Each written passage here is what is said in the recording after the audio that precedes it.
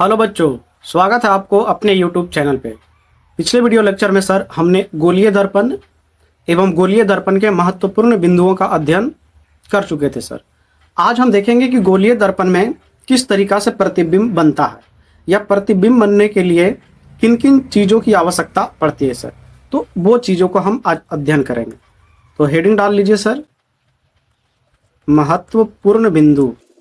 महत्वपूर्ण बिंदु, ठीक है सर। चलिए सर, महत्वपूर्ण बिंदु में पहले हम आपको क्लियर कर देते हैं समतल दर्पण। ऐसे पीछे भी हम लोग समतल दर्पण में प्रतिबिंब बना चुके हैं सर, लेकिन ठीक है दोबारा देख लेते हैं।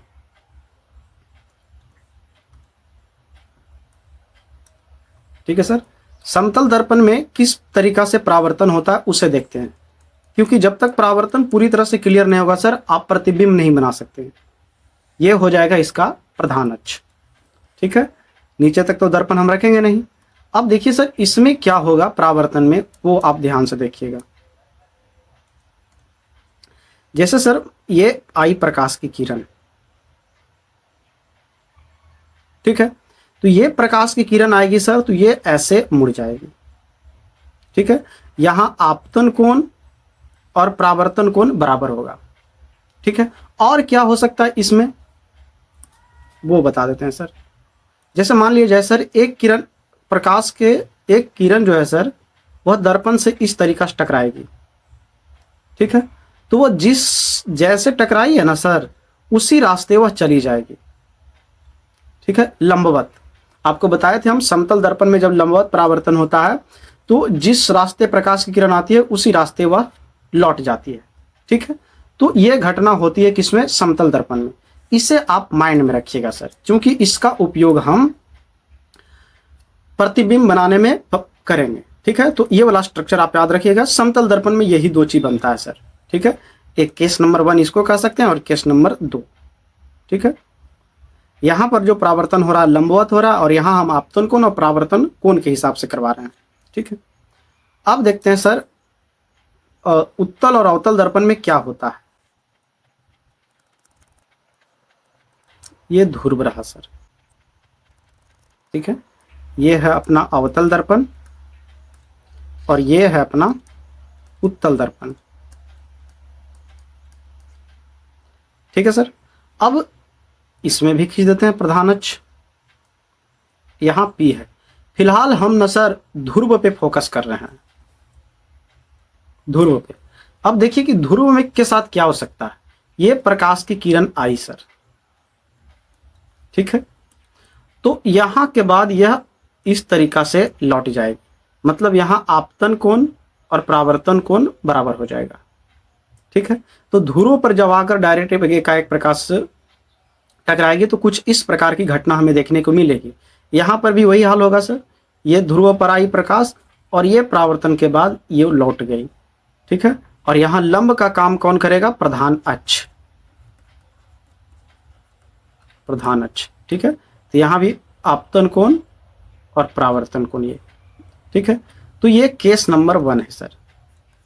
अच्छा, ये दूसरा हम लोग पढ़ रहे थे, ऊपर में हमने समतल दर्पण वाला पढ़ लिया यहां, ये पहला।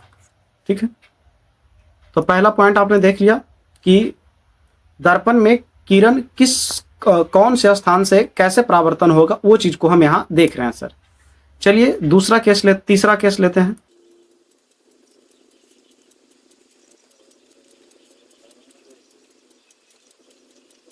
चलिए सर, ध्रुव वाली घटना तो हमने देख लिया, अब फोकस वाली घटना देखते हैं कि फोकस से किरणें क्या होती है। ठीक है सर, पहले नंबर ये देखते हैं, कोई किरण आया प्रधान अक्ष के समांतर और ये परावर्तन के बाद ना सर एकदम फोकस से ही गुजरेगा। इस बात को आप ध्यान रखिएगा। दर्पण से किरण जब भी सीधा पड़ेगा सर, ठीक है, दर्पण पे जब भी किरण सीधा पड़ेगा तो वो फोकस से ही गुजरेगा। ठीक है, ये तय है। यहां पर देखते हैं सर क्या होगा, इधर से तो किरण ला नहीं सकते। ठीक है, क्योंकि ये वाला भाग रंगा हुआ है। ठीक है, तो ये आई किरण दर्पण से टकराई, एक बात तय है सीधे आएगी और फोकस से ही जाएगी। तो फोकस से इधर कैसे जाएगी, इधर तो रंगा हुआ है, प्रकाश तो ये साइड आ नहीं सकता। लेकिन हम ऐसा मान के चलते हैं कि ये काल्पनिक रूप से आई होगी। ठीक है, और परावर्तन के बाद कुछ ऐसे निकल गई होगी। ठीक है। तो एक बात इसमें आप ध्यान रखिएगा कि दर्पण से जब भी किरण सीधी टकराएगी तो हमेशा फोकस से ही जाएगी। ठीक है, आगे बढ़ते हैं सर। इसी का एक विपरीत होता है सर, वो देख लेते हैं यहीं पे। ठीक है सर, अब इसमें ऐसा करते हैं कि डायरेक्ट फोकस से लाते हैं किरण, ये लाए ऐसे। ठीक है, अब क्या होगा, तो ऐसी स्थिति में ना सर ये ऐसे सीधी गुजर जाएगी, जस्ट इसका उल्टा। ठीक है, यहां पे क्या होगी, अब यहां पे हम ऐसा अंदाज लेकर आए कि ये किरण को हम ऐसे गुजारेंगे तो कहां से जाएगी, फोकस से। ठीक है, लेकिन ये साइड तो नहीं आ सकती क्योंकि ये भागरंगा हुआ, तो ये किरण कुछ ऐसे आ रही है, तब ये सर परावर्तन के बाद कुछ ऐसे गुजर जाएगी। ठीक है, आगे बढ़ते हैं सर।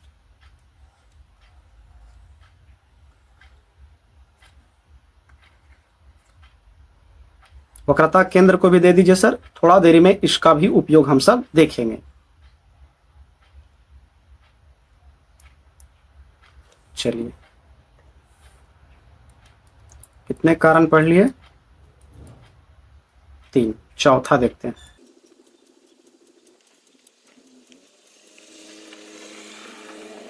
ठीक है सर, चौथा में ये देखते हैं सर कि हम एक किरण को केंद्र से गुजारते हैं।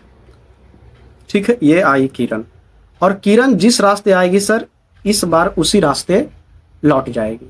ठीक है, यहां पर भी देखते हैं वही बात, इस तरीका से हम अंदाजा लेते हैं सर कि ये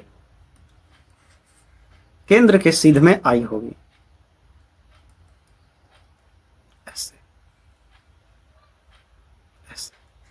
ठीक है, और ये इसी रास्ते लौट गई। ये केंद्र वाली घटना है सर, केंद्र से जब भी किरण गुजरेगी तो पुनः केंद्र से ही वापस लौट जाएगी। ठीक है, ये सब लिख के याद करने की आवश्यकता नहीं है सर, ये सब आप केवल देख के माइंड में रख सकते हैं, शब्दों में इसे लाने की आवश्यकता नहीं है।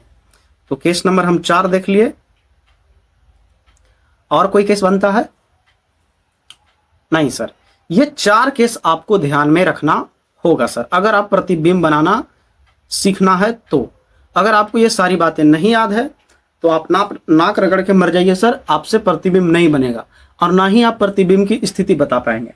ठीक है, क्योंकि प्रतिबिंब की स्थिति में आपको कितो लगेगा कि हमने प्रतिबिंब की स्थिति बताना सीख गया, हमेशा एक सवाल ऐसा आ जाएगा सर कि आपसे नहीं बनेगा। ठीक है, हम आपको यहाँ सवाल भी सेट करके बताएंगे सर कि इस तरीका से सवाल सेट हो सकता है। ठीक है, वो टिचपुंजिया सवाल नहीं कि परावर्तन के कितने नियम होते हैं 2, वो जब हम चैप्टर खत्म करेंगे सर तो आपको बेहतर बताएंगे कि सवाल असल में कैसा होता है दर्पण से। ठीक है, तो इतनी सारी बातें सर आपको पता होना चाहिए, तब हम आपको ना प्रतिबिंब बनाना सिखला सकते हैं, वरना हवा में तीर मारने से कुछ होने वाला है नहीं सर। ठीक है, तो इतना सारा बात पहले आप फिलहाल लिखिए, माइंड में रखिए कि कहां से किरण जा रही है तो क्या हो रहा है। ठीक है, चलिए सर आगे बढ़ते हैं। अब एक नोट पॉइंट डाल लीजिए सर, दर्पण में सभी दूरियां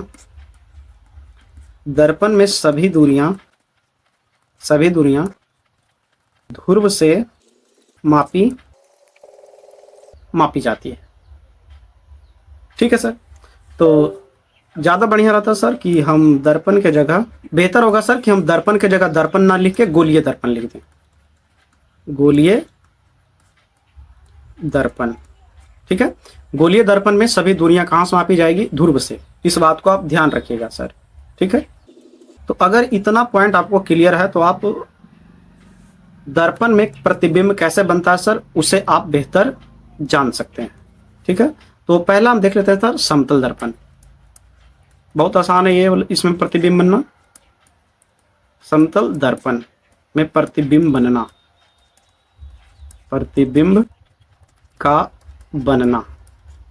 ठीक है, देख लेते हैं सर, एक बनाते हैं समतल दर्पण। ठीक है, अब इसमें ना सर ध्रुव कहाँ है, तो इसी को आप ध्रुव समझिए। ठीक है, इसमें ध्रुव यही है। ठीक है, अब मान लीजिए जाए सर हमने एक वस्तु रखा यहां।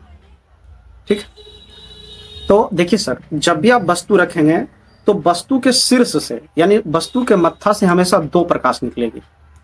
ध्यान रखिएगा सर, वस्तु के मत्था से आप 2 प्रकाश निकालिएगा और ऊपर 4 नियम लिखा है, वो 4 नियम में से कोई 2 नियम लगा दीजिएगा, प्रतिबिंब बन जाएगा सर।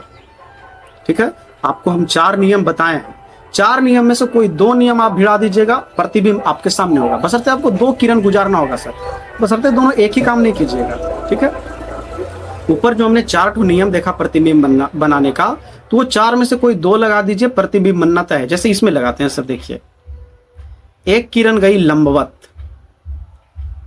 ठीक है, और लंबवत गई तो इसी के रास्ते लौट गई। ठीक है, उसके बाद एक किरण न सर ध्रुव से गुजारते हैं, तो ध्रुव से क्या होता है, आपतन कोण परावर्तन कोण बराबर होकर निकल जाता है। ठीक है, आई और आर, क्या ये प्रतिबिंब बना? नहीं, हम आपको बोले कि 2 नियम लगाएंगे और 2 किरणों के साथ। ठीक है, और वो दोनों किरण जहां पे कटेगा सर, वहीं पर बनेगा प्रतिबिंब। तो एक किरण तो एक लाए ये और एक किरण ये, लेकिन ये दोनों कटा तो नहीं, तो प्रतिबिंब बना ही नहीं। लेकिन असल में सर इसको हम काटेंगे। कैसे काटेंगे वो देखिए, इस किरण को आगे बढ़ाते हैं सर काल्पनिक रूप से, बढ़ा दिए। अब ये जो परावर्तनों के बाद इधर आया है ये किरण, ऐसा करते हैं इसको भी आगे बढ़ाते हैं अब काल्पनिक रूप से। ठीक है, अब देखिए सर दोनों कटा, और जब दोनों कटा तो यहीं पर बना है प्रतिबिंब। ठीक है, ये अपना वस्तु रहा और इस वस्तु का ये रहा प्रतिबिंब। ठीक है, अब देखिए ये दोनों रेखाएं कैसी कट रही है, वास्तविक रूप से या काल्पनिक रूप से? तो ये दोनों रेखाएं ना सर काल्पनिक रूप से कट रही है। जब काल्पनिक रूप से कट रही है तो प्रतिबिंब जो बना है वह काल्पनिक बना है। और हम आपको बताए थे सर कि काल्पनिक प्रतिबिंब हमेशा और हमेशा सीधा होता है, और समतल दर्पण में वस्तु के बराबर होता है, वस्तु के बराबर। ठीक है, तो समतल दर्पण में आप देख लिए प्रतिबिंब काल्पनिक होगा, सीधा होगा और वस्तु के बराबर होगा। एक खास बात और सर, जितना दूरी पर ये दर्पण से होगा, जैसे मान लिया जाए 2 मीटर पर है, तो प्रतिबिंब भी ना सर यहां से 2 मीटर पीछे ही बना होगा, 2 मीटर। ठीक है, तो आपने समतल दर्पण में प्रतिबिंब का बनना देख लिया। अब हम आपको बताएंगे सर गोलीय दर्पण में प्रतिबिंब का बनना। ठीक है, तो उसको ना सर बना के बताना पड़ेगा पेपर पे। ठीक है, ऐसे यहां पर हम बना देंगे, आपको कुछ समझ में आने वाला है नहीं। तो आज का क्लास हम यहीं तक रखते हैं सर, कल हम आपको पेपर पेन पर बेहतर बताएंगे सर।